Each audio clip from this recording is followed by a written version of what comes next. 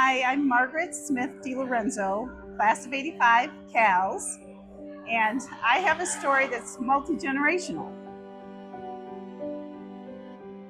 When I was a sophomore and I was social chairman of my sorority, I was at Cornell without a car, and my dad, who was also an Aggie, class of '39, came down with a station wagon. And at the time, before they renovated Willard Straight Hall, there was a hotel room here that was primarily used for visiting professors, but could also be used by alumni if there wasn't a visiting professor. So I inquired, and it was available, and this was now, we're talking 1983, for $14 a night. So I bought my dad a room, and he came and napped. And he came to my party about 11 o'clock at night, and that man was the life of the party. I can't tell you how many of my friends still talk about that night. He had the best time of his life, and so did I. I just loved it when he visited here at Cornell when I was here.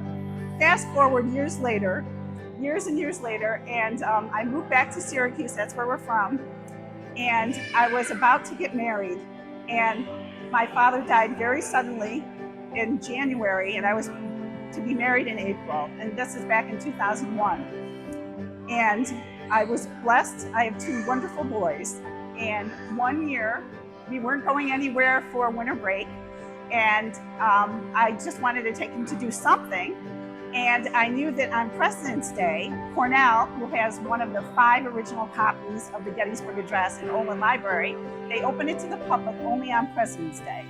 So I asked the boys if they'd like to see it, and I called, and they still had my favorite hotel room, but now it was $45 a night.